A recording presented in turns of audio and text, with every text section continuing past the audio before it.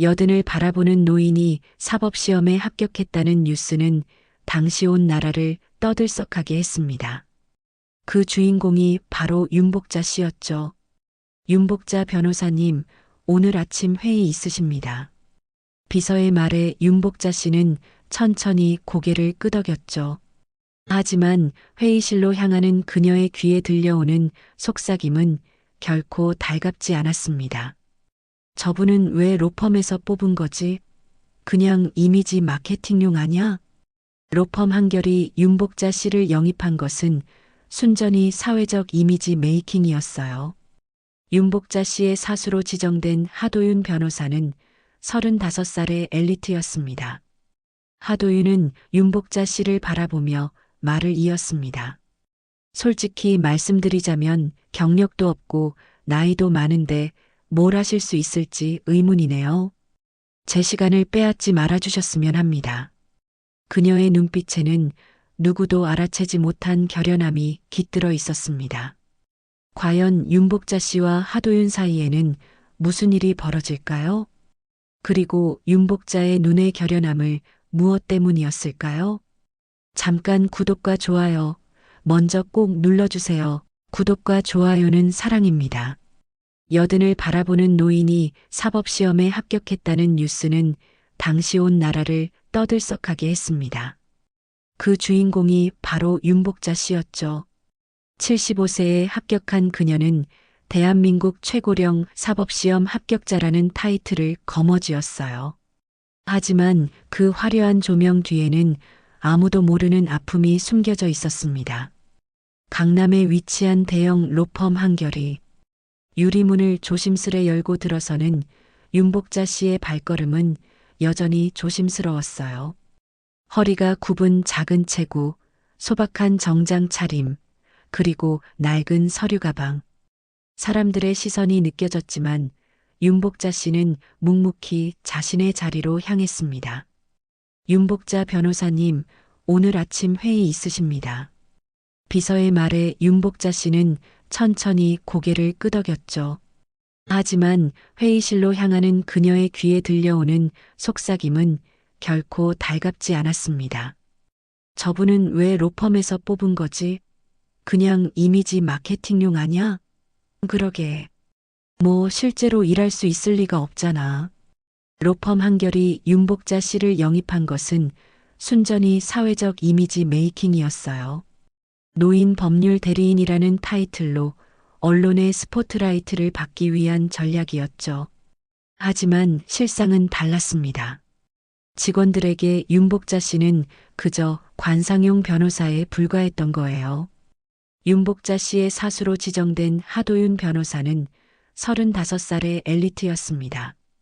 서울대 법대를 수석으로 졸업하고 미국 로스쿨까지 마친 인재였죠. 그는 처음부터 윤복자 씨에 대한 반감을 숨기지 않았어요. 윤복자 변호사님, 오늘부터 제가 지도해드리게 됐습니다만. 하도윤은 윤복자 씨를 바라보며 말을 이었습니다. 솔직히 말씀드리자면 경력도 없고 나이도 많은데 뭘 하실 수 있을지 의문이네요. 제 시간을 빼앗지 말아주셨으면 합니다. 차가운 말에도 윤복자 씨는 담담하게 대답했어요. 하 변호사님, 걱정 마십시오. 제 일은 제가 알아서 하겠습니다.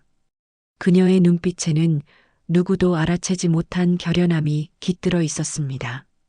실은 윤복자 씨가 법을 공부하게 된 이유는 단순한 노년의 취미가 아니었어요. 그녀는 과거 유명 대기업 부회장 남편의 가정폭력 피해자였습니다.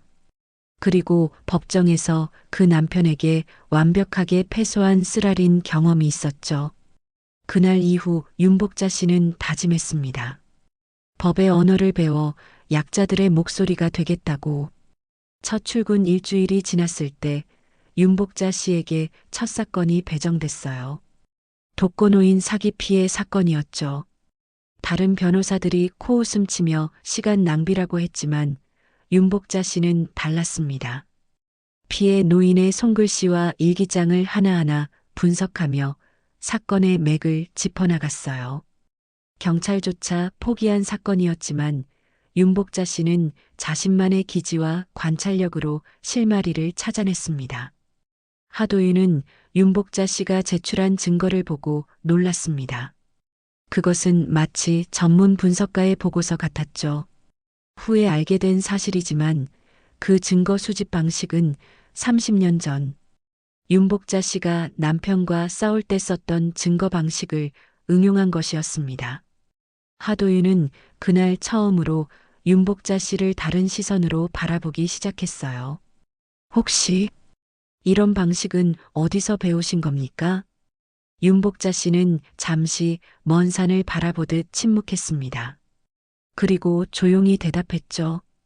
때로는 패배가 최고의 스승이 됩니다. 하 변호사. 대형 금융 사기 사건이 터졌습니다. 피해자 대부분은 은퇴한 노인들이었죠. 대형 로펌 한결은 피해자 측 변호를 맡게 되었고 윤복자 씨는 이 팀의 보조 역할로 배정되었어요. 사실상 명목상 이름만 올려둔 거나 다름없었습니다. 하지만 윤복자 씨는 그런 처우에도 불평 한마디 없이 묵묵히 기록을 검토하며 사건을 파악해 나갔어요. 첫 번째 공판이 열리던 날 법정 분위기는 팽팽했습니다. 검찰 측 테이블에 앉은 검사 한재민은 32의 나이에 고시 수석 합격이라는 화려한 경력을 가진 엘리트였어요. 날카로운 눈매와 자신감 넘치는 태도가 인상적이었죠. 윤복자 씨가 증인석에 앉은 노숙자 여성을 부르자 한재민 검사의 입가에 비웃음이 감돌았습니다. 변호인께서는 이런 분을 증인으로 세우시나 보군요. 여긴 시니어 아카데미가 아닙니다. 법정이에요. 방청석에서 웃음이 터져나왔고 윤복자 씨의 얼굴은 굳어졌습니다. 그날 이후 로펌 내부에서도 뒷말이 나오기 시작했어요. 윤복자 변호사님은 그만두시는 게 좋지 않을까요? 이런 대형 사건에 노인 변호사를 배치했다는 것 자체가 말이 안 되잖아. 하지만 아무도 몰랐던 사실이 있었습니다. 한재민 검사가 조롱한 증인 노숙자 여성은 과거 윤복자 씨가 쉼터에서 돌봤던 인물이었죠. 그녀는 이 금융 사기의 핵심을 목격한 중요한 증인이었습니다. 윤복자 씨는 그녀를 설득해 다시 법정에 세우기로 결심했어요. 박 씨, 이번만 용기를 내주세요. 당신의 증언이 수백 명의 노인들을 구할 수 있습니다. 윤복자 씨의 진심 어린 부탁에 노숙자 여성은 마침내 고개를 끄덕였습니다. 하도윤은 윤복자 씨의 열정을 보고 마음이 움직였어요. 그는 윤복자 씨와 함께 사건을 전면 재분석하기 시작했습니다. 밤새도록 서류를 검토하고 증거를 재구성했죠. 법은 단순한 규칙의 집합이 아니에요. 하 변호사. 법은 정의가 아니라 사람을 지키는 도구입니다.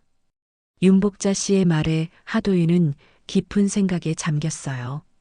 둘은 밤을 새워가며 피해자들의 기록을 검토했습니다. 그러던 중 피해자 중 한 명이었던 노인의 유서와 통장 거래 내역에서 결정적 단서를 발견했죠. 그 노인은 사기를 당한 후 자살했습니다. 윤복자 씨는 그 유서를 보고 오랫동안 말을 잇지 못했어요. 이 필체 어디서 본 것 같지 않나요? 하도윤이 물었습니다. 윤복자 씨는 천천히 서랍을 열어 오래된 편지 한 장을 꺼냈어요. 그것은 30년 전 그녀의 남편이 남겼던 협박 편지였습니다. 놀랍게도 유서의 필체와 내용 구성이 이 협박 편지와 유사했어요. 배후 조작자가 같은 인물 혹은 같은 조직일 가능성이 대두된 겁니다. 윤 변호사님, 이건 하도윤의 말에 윤복자 씨는 담담하게 대답했습니다. 오래전 일이에요. 하지만 같은 악행이 반복되는 걸 더는 두고 볼 수 없습니다. 윤복자 씨는 노숙자 여성의 증언을 바탕으로 새로운 증언 전략을 세웠어요. 그녀의 경험과 관찰력이 빛을 발하는 순간이었죠. 사건의 흐름은 조금씩 뒤집히기 시작했습니다. 하지만 검사 한재민은 물러서지 않았어요. 그는 증인 진술을 조작된 증거라며 거세게 반격했습니다. 재판부도 의심의 눈초리를 거두지 않았죠. 방청객들은 웅성거렸고 윤복자 씨는 잠시 침묵에 빠졌어요. 그러다 천천히 서류 가방을 열었습니다. 그녀가 꺼낸 것은 피해자들의 자필 편지와 녹취록이었어요. 특히 중요한 것은 사기범들이 노인들을 상대로 투자 설명회를 진행했던 현장의 비밀 녹음이었습니다. 그 녹음에는 사기범들이 이 노인들은 어차피 곧 죽을 사람들이니 걱정 말라며 서로 웃는 소리, 계약서에 없는 조항을 구두로 약속하는 장면, 심지어 투자금의 일부를 검찰 관계자에게 상납한다는 대화까지 담겨 있었어요. 법정은 순간 숨죽였습니다. 이건 단순한 녹음이 아닙니다. 사람의 목소리입니다. 그들의 진짜 속내입니다. 윤복자 씨의 떨리는 목소리가 법정에 울려 퍼졌습니다. 이어서 그녀는 한 피해자가 자살 전날 남긴 마지막 통화 녹음을 재생했어요. 복자 씨, 당신 같은 사람이 변호사가 됐다는 소식 듣고 난 희망이 생겼어.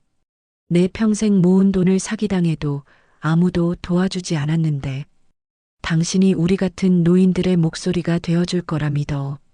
나는 이제 지쳤지만 당신은 끝까지 싸워주길 바라네. 그 음성에는 깊은 절망과 희망이 동시에 담겨 있었습니다. 또한 그 목소리의 주인공이 바로 자살한 노인이었다는 사실에 방청객들의 눈에서 눈물이 흘러내렸습니다. 윤복자 씨의 눈에도 맑은 이슬이 맺혔죠. 무엇보다 충격적인 것은 녹음 속에서 사기범들이 언급한 검찰 관계자의 이름이 한재민 검사의 사촌 형과 일치한다는 점이었습니다. 법정은 감동과 긴장이 교차하는 특별한 순간을 맞이했습니다. 죄송합니다. 말씀하신 요구사항을 제대로 지키지 못했네요. 각 장마다 공백 제외 1200자로 다시 작성해드리겠습니다. 법정은 얼어붙었습니다. 한재민 검사의 얼굴이 창백하게 변했어요.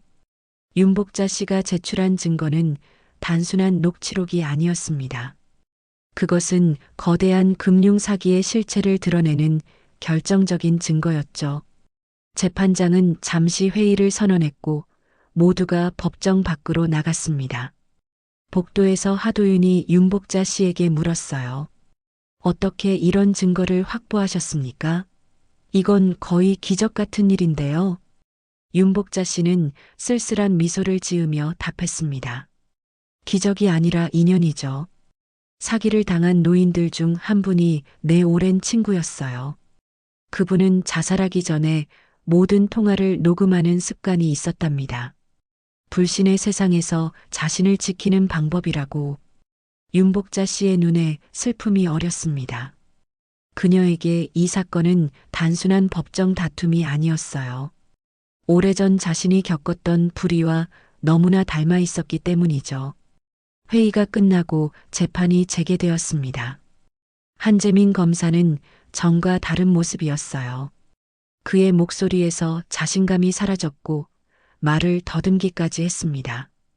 재판장님, 방금 제출된 증거는 검찰이 검토할 시간이 필요합니다. 이는 분명 조작된. 재판장이 말을 끊었어요. 검사님, 증거의 진위 여부는 법정에서 가려질 것입니다. 변호인 측의 추가 의견을 듣겠습니다.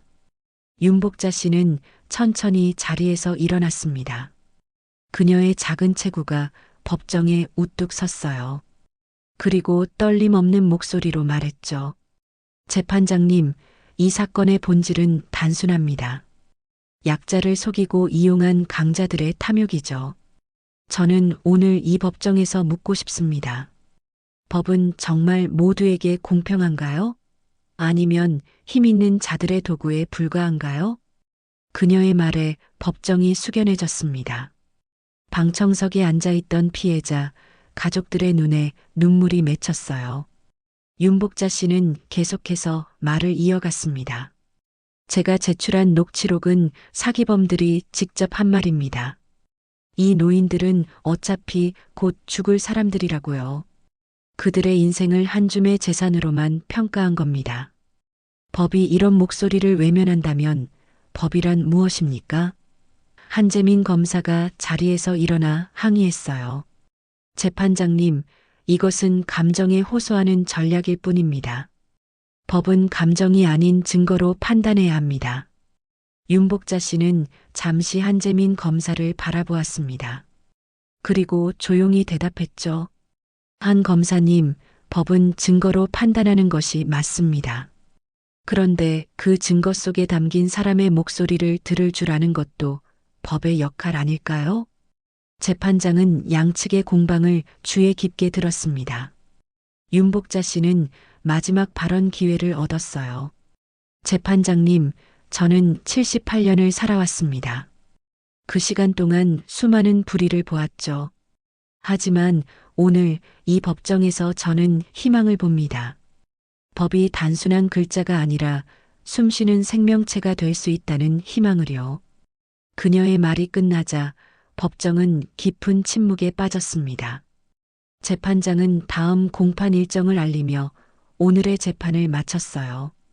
법정을 나서는 길에 한 노인이 윤복자 씨 앞에 섰습니다. 그는 피해자 중 한 명이었어요. 윤 변호사님, 오늘 처음으로 제 목소리가 들렸습니다. 감사합니다. 노인의 말에 윤복자 씨는 따뜻한 손길로 그의 손을 잡았습니다. 끝까지 함께 하겠습니다. 포기하지 마세요. 로펌으로 돌아온 윤복자 씨를 하도윤이 기다리고 있었어요. 그는 처음과는 다른 태도로 윤복자 씨를 대했습니다. 윤 변호사님, 정말 놀라운 전략이었어요. 어떻게 그런 생각을 하셨습니까? 윤복자 씨는 미소 지었습니다. 경험이죠. 때로는 패배의 경험이 가장 큰 무기가 됩니다.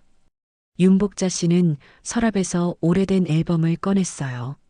그 안에는 젊은 시절의 그녀와 한 남자의 사진이 있었습니다. 그 남자는 윤복자 씨의 전 남편, 유명 대기업 부회장이었죠. 30년 전 저는 그에게 모든 것을 빼앗겼어요. 돈, 명예, 심지어 자식까지. 법정에서 완벽하게 패배했죠.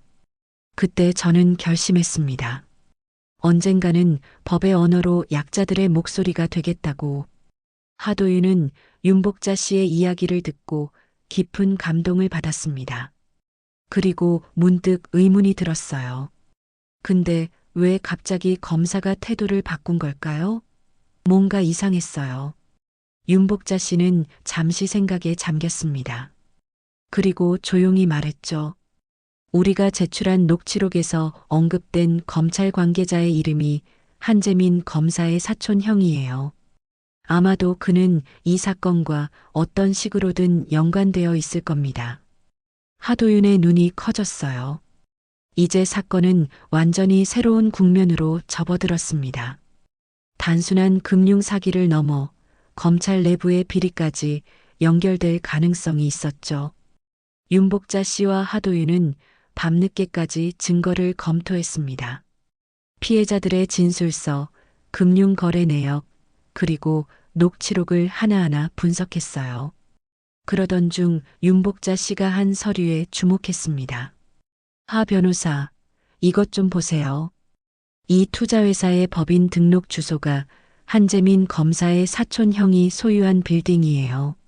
하도윤은 놀라움을 감추지 못했습니다. 그럼 한재민 검사가 사건을 맡은 것도 우연이 아닐 수 있겠네요? 윤복자 씨는 천천히 고개를 끄덕였습니다. 이 사건은 점점 더 깊어지고 있어요. 우리가 상대하는 건 단순한 사기꾼들이 아닌 것 같습니다. 다음 날 아침 윤복자 씨는 일찍 법원에 도착했습니다. 오늘은 중요한 증인 신문이 있는 날이었어요. 그녀는 법원 로비에서 기다리고 있던 노숙자 여성 박 씨를 만났습니다. 괜찮으세요, 박 씨? 오늘 증언할 수 있겠어요? 박 씨는 떨리는 손으로 윤복자 씨의 팔을 잡았습니다. 복자, 어젯밤에 누군가 찾아왔어요. 증언하지 말라고 협박했어요. 윤복자 씨의 얼굴이 굳어졌습니다. 상황이 점점 더 위험해지고 있었어요. 박 씨, 무서우시겠지만 진실을 말해야 해요. 그들이 더 이상 약자들을 괴롭히지 못하게 하려면. 박 씨는 잠시 고민하다가 고개를 끄덕였습니다. 알았어요. 당신을 믿을게요, 복자. 법정에 들어서자 한재민 검사의 모습이 보였습니다. 그는 여전히 자신만만해 보였지만 눈빛에는 불안감이 서려 있었어요. 재판이 시작되고 증인 신문이 진행되었습니다. 박 씨는 떨리는 목소리로 자신이 목격한 사기 과정을 증언했어요. 그날 저는 투자 설명회가 열리는 호텔 청소를 하고 있었어요. 그때 두 남자가 회의실에서 이야기하는 걸 들었습니다. 그들은 이 노인들 다 속이고 돈 빼돌리자라고 했어요. 심지어 검찰에 압력 넣어서 수사 무마시키자는 말도 했습니다. 박 씨의 증언에 법정이 술렁였습니다. 한재민 검사는 즉시 자리에서 일어났어요. 재판장님, 이 증인의 증언은 신빙성이 없습니다. 노숙자가 어떻게 그런 대화를 정확히 기억할 수 있겠습니까? 재판장이 윤복자 씨에게 물었습니다. 변호인, 증인의 증언을 뒷받침할 증거가 있습니까?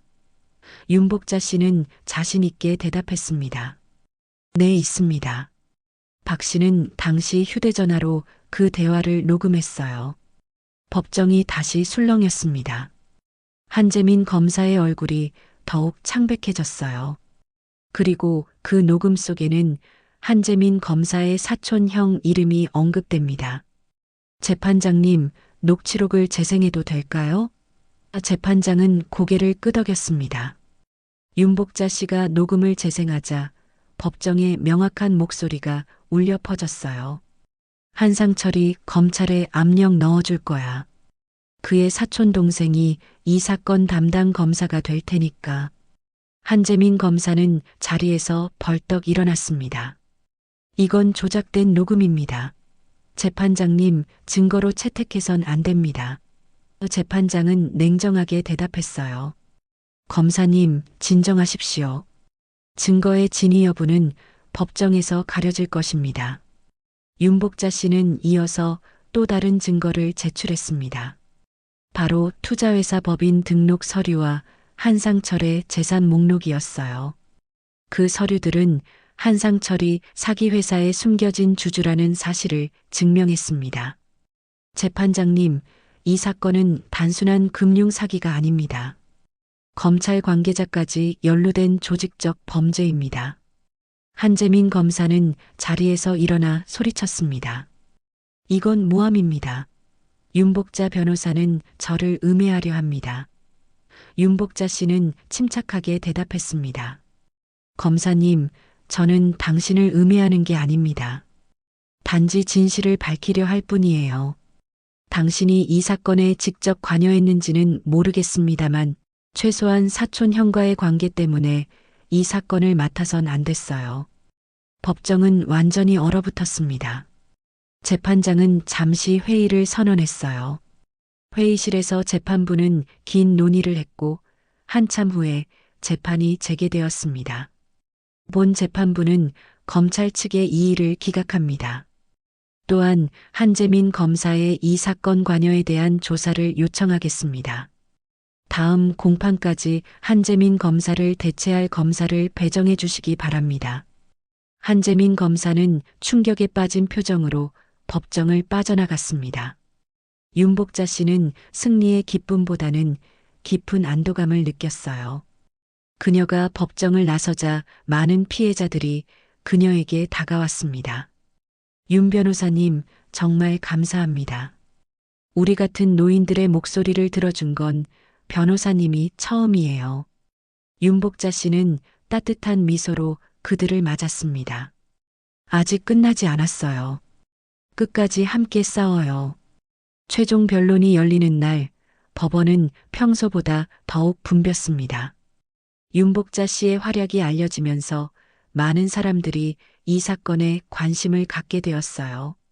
특히 노인들의 관심이 뜨거웠죠. 그들에게 윤복자 씨는 단순한 변호사가 아닌 희망의 상징이었습니다. 새로 배정된 검사는 전과 달리 공정한 태도로 재판에 임했어요. 하지만 여전히 검찰 측은 피해자들의 과실을 강조하며 책임을 분산시키려 했습니다. 피해자들도 충분한 설명을 듣고 투자했습니다. 투자에는 항상 위험이 따른다는 점을 인지했어야 합니다. 이 말에 방청석에서 탄식이 터져 나왔어요. 윤복자 씨는 천천히 일어나 마지막 변론을 시작했습니다. 재판장님, 저는 오늘 이 법정에서 묻고 싶습니다. 법은 누구를 위해 존재하는가요? 법은 정의를 실현하는 도구입니까? 아니면 권력자들의 횡포를 정당화하는 도구입니까? 윤복자 씨의 목소리는 작지만 단호했습니다. 법정 전체가 그녀의 말에 귀를 기울였어요. 피해자들은 단순히 돈을 잃은 것이 아닙니다. 그들은 평생 일구어온 삶의 터전을 잃었어요. 그들의 꿈과 희망, 미래까지 송두리째 빼앗겼습니다. 이것은 단순한 사기가 아닌 인생에 대한 폭력입니다. 윤복자 씨는 자신의 서류 가방에서 한 장의 사진을 꺼냈습니다. 그것은 자살한 노인의 마지막 모습이었어요. 이분은 김철수 씨입니다. 83의 나이에 모든 재산을 잃고 스스로 목숨을 끊었어요. 그는 유서에 이렇게 썼습니다. 더 이상 살아갈 이유가 없다. 내 돈으로 자식들에게 작은 유산이라도 남기고 싶었는데. 윤복자 씨의 눈에서 눈물이 흘러내렸습니다. 하지만 그녀의 목소리는 흔들리지 않았어요. 재판장님, 오늘 이 법정에서 결정되는 것은 단순한 금전적 배상이 아닙니다. 우리 사회가 약자의 목소리를 들을 것인지 아니면 외면할 것인지가 결정되는 것입니다. 윤복자 씨는 마지막으로 피해자들을 향해 돌아섰습니다. 여러분, 혹시 기억하십니까? 우리가 젊었을 때 이 나라는 가난했습니다. 하지만 우리는 포기하지 않았어요. 우리는 이 나라를 세계적인 경제 강국으로 만들었습니다. 그때 우리의 힘은 무엇이었습니까? 바로 서로에 대한 신뢰와 약속을 지키는 정직함이었습니다. 방청석에서 박수 소리가 터져 나왔습니다. 재판장은 진정을 요청했지만 사람들의 감동은 쉽게 가라앉지 않았어요. 판결은 일주일 후에 내려졌습니다. 재판부는 피고인들에게 최대한의 형량을 선고했고 피해자들에게 모든 손해를 배상하라고 명령했어요. 또한 한재민 검사와 그의 사촌 형에 대한 수사도 시작되었습니다. 판결이 끝난 후 판사는 이례적으로 윤복자 씨에게 말했어요. 윤복자 변호사님, 법이 사람의 정의를 지키기 위해 존재한다는 걸 일깨워 주셨습니다. 감사합니다. 법정을 나서는 길에 윤복자 씨는 한재민 검사와 마주쳤습니다. 그는 더 이상 오만한 모습이 아니었어요. 그는 잠시 윤복자 씨를 바라보다가 고개를 숙여 인사했습니다. 윤복자 씨는 여전히 조용히 로펌에서 일하고 있습니다.